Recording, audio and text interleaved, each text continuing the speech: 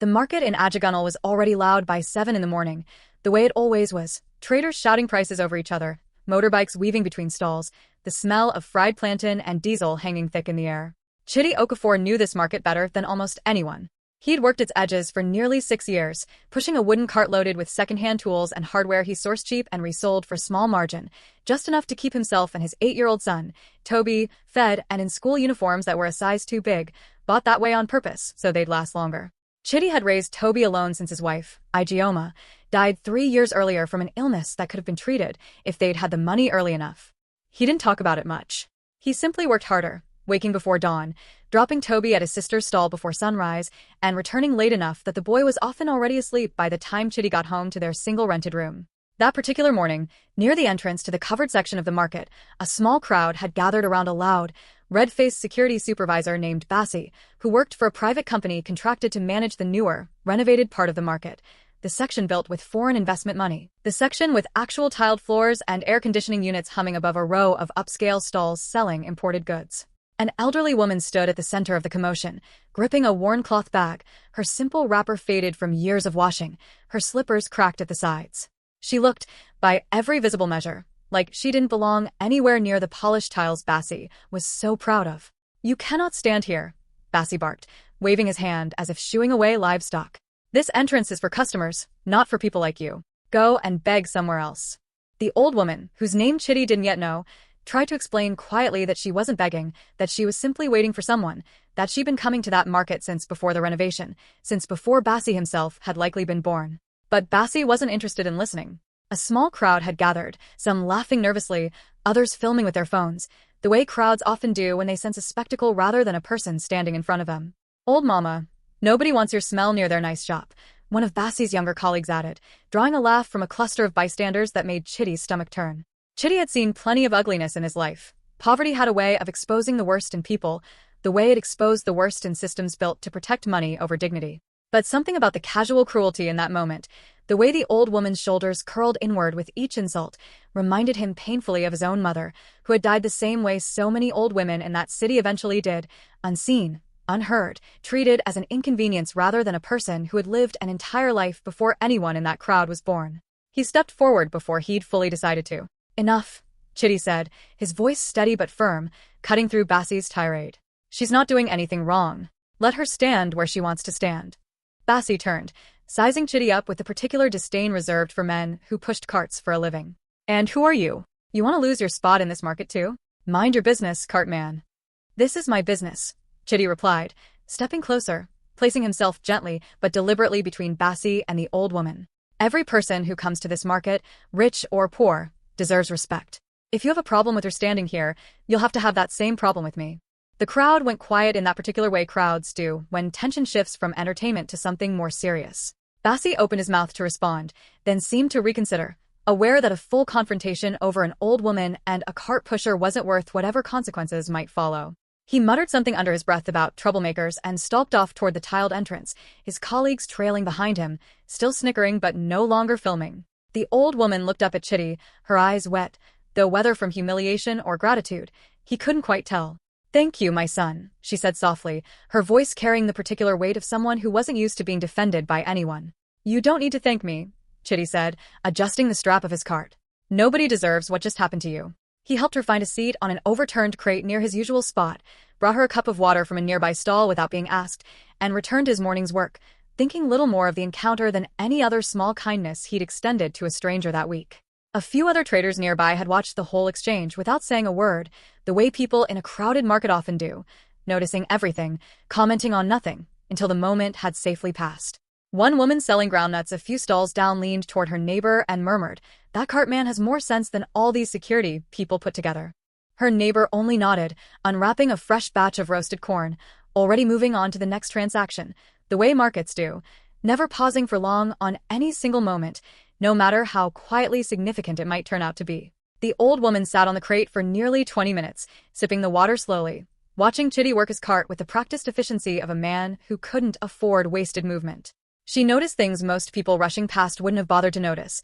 The careful way he arranged his tools by size and function, the patience in his voice when a customer haggled aggressively over a price that was already fair, the quick, easy way he greeted every passerby by name, whether they were buying anything or not. "You know a lot of people here," she said finally, breaking the comfortable silence between them. "6 years in one market. You get to know everybody," Chitty replied, not looking up from the wrench he was cleaning with an old rag. "Or, at least, you get to know their faces, even if you never learn their names." She smiled faintly at that, something in his answer settling a quiet unease she hadn't quite realized she was carrying since Bassie's outburst. When her ride finally arrived, a plain, unremarkable sedan driven by a young man in a simple polo shirt, nothing that suggested wealth or importance, she rose slowly, thanked Chitty once more, and disappeared into the flow of the market's morning traffic without either of them exchanging names.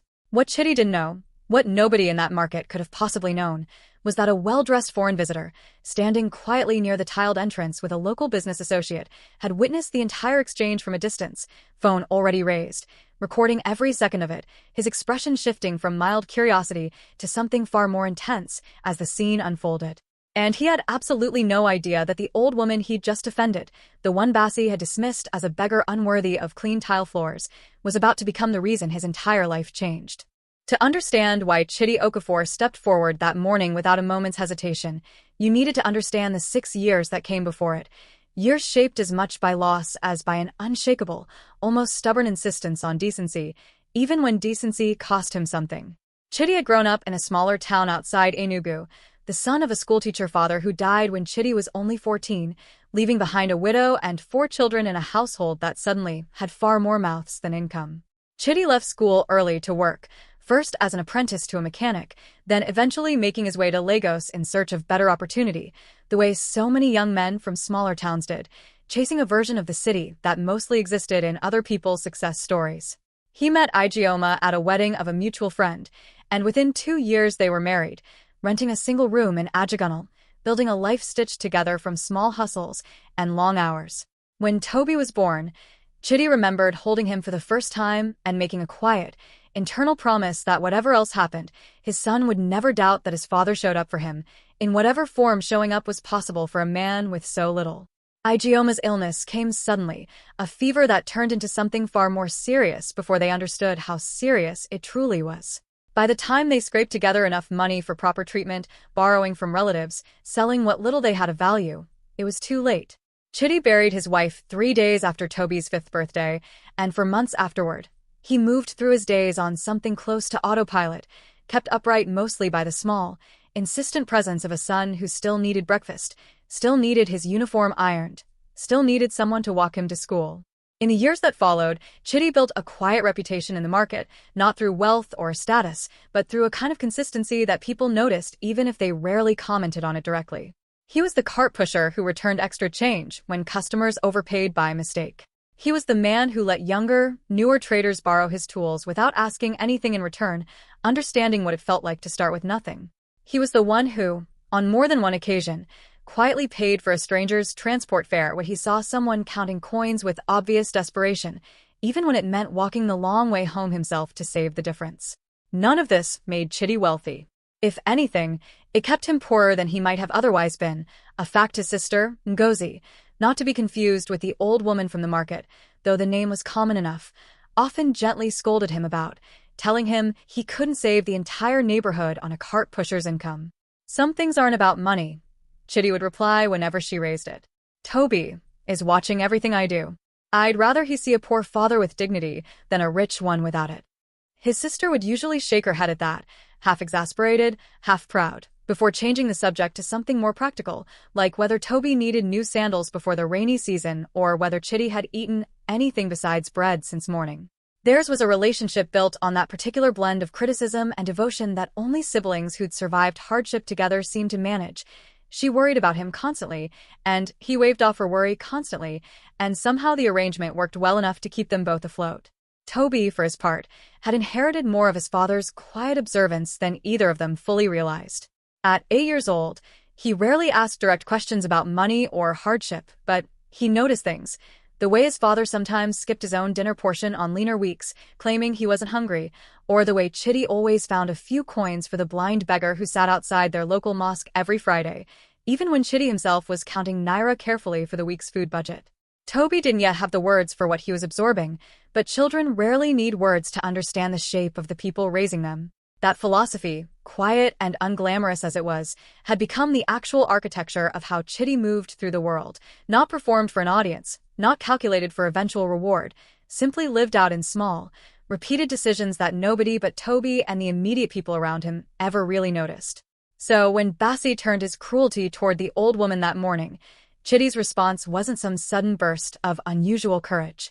It was simply the same instinct he'd practiced quietly for years, now directed at a stranger who happened to need it in that particular moment. What Chitty didn't yet realize was that his small act of defiance had been witnessed by more than just the market crowd.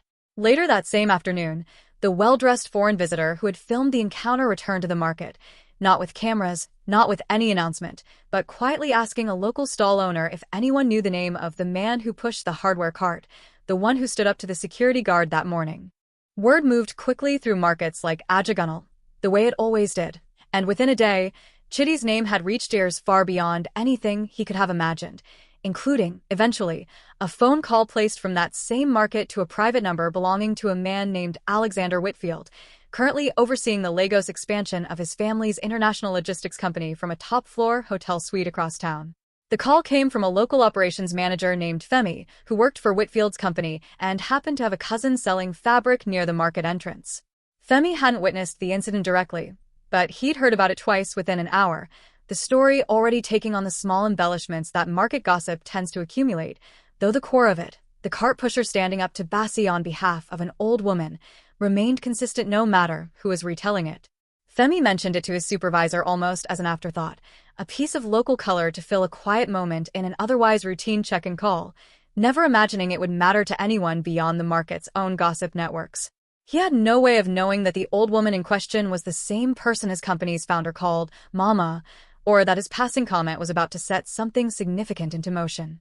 Chitty went home that evening the same way he always did, tired, quiet, checking on Toby's homework before falling asleep almost immediately after dinner, entirely unaware that somewhere across the city, a decision was already being made that would eventually bring a stranger directly into his and his son's small, carefully guarded world.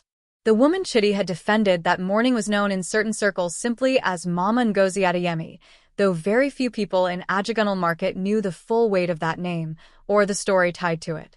Decades earlier, in a very different Lagos, a much younger Ngozi had worked as a housekeeper and, eventually, an informal caretaker for the family of a British logistics executive stationed temporarily in Nigeria, a man named Edward Whitfield, who had brought his young wife and infant son with him during what was meant to be a 2-year posting. That posting ended in tragedy. A car accident on the Lagos-Ibadan Expressway took both of Edward's wife's life and, very nearly, his own, leaving him gravely injured and, for several critical months, entirely unable to care for his infant son, Alexander. With extended family thousands of miles away and Edward hospitalized for the better part of a year, it was Ngozi, the housekeeper the family had trusted implicitly, who quietly, without any formal arrangement or expectation of reward, took the infant into her own modest home and raised him as her own for nearly 3 years, alongside her own children, feeding him, comforting him through nightmares, teaching him his first words in both English and Yoruba, loving him the way she loved every child who passed through her care. When Edward finally recovered enough to resume custody, he was overcome with a gratitude he never fully found the words to express. He tried, repeatedly over the years, to financially support Ngozi in ways that matched what she'd given his family, but she consistently, gently refused anything beyond what felt honest to her, a modest gift here, help with school fees for her own children there, nothing that felt like payment for love freely given. Alexander Whitfield grew up abroad, eventually inheriting and dramatically expanding his father's logistics company into a global operation worth billions, but he never forgot the woman who had, by his own private admission, saved his life in every way that mattered during those early, fragile years. He called her, quietly and without any public announcement, simply Mama, a title that meant more to him than any board title or public honor ever had. Growing up, Alexander had struggled at times to reconcile the two halves of his childhood, the early years of warmth and belonging in Ngozi's crowded, joyful household, and the later years of private schools and boardroom expectations that came once his father recovered and eventually remarried. He rarely spoke publicly about those first 3 years, partly out of respect for Ngozi's own preference for privacy, and partly because he found it difficult to explain, to people who hadn't lived it, how a woman with so little had managed to give him so much. In interviews, when pressed about his humble instincts despite enormous wealth, he would occasionally offer a vague reference to someone who taught me what really matters, long before I understood any of this, never elaborating further.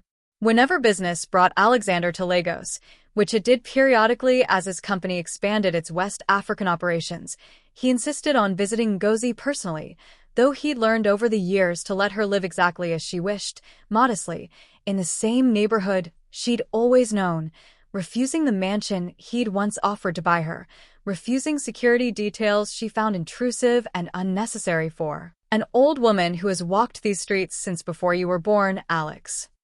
That particular morning, Ngozi had insisted on visiting the market alone, as she often did, wanting to buy fresh vegetables from a vendor she'd trusted for years before Alexander's driver came to collect her for their scheduled lunch. She hadn't expected the market's newly renovated section to have changed so much, hadn't expected a stranger like Bassie to see her simple appearance and immediately assume she didn't belong.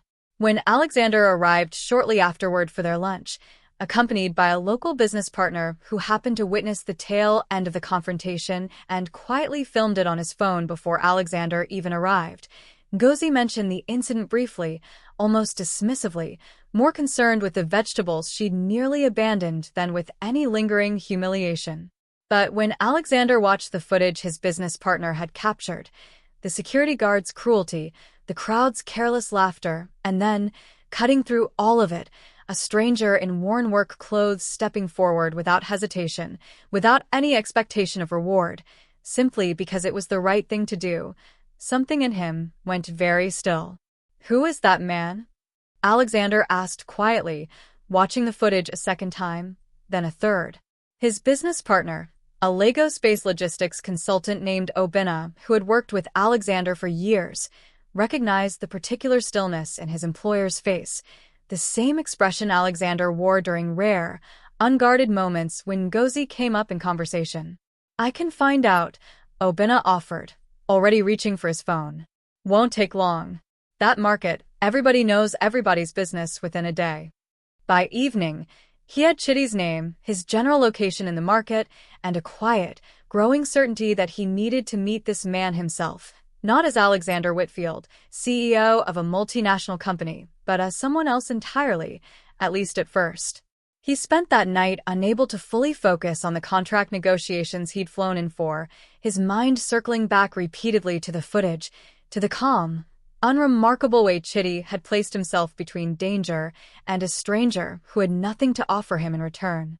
"I want to meet him properly," Alexander told Obinna the next morning. "Not as myself. Not yet. I want to understand who this man actually is before I decide what, if anything, I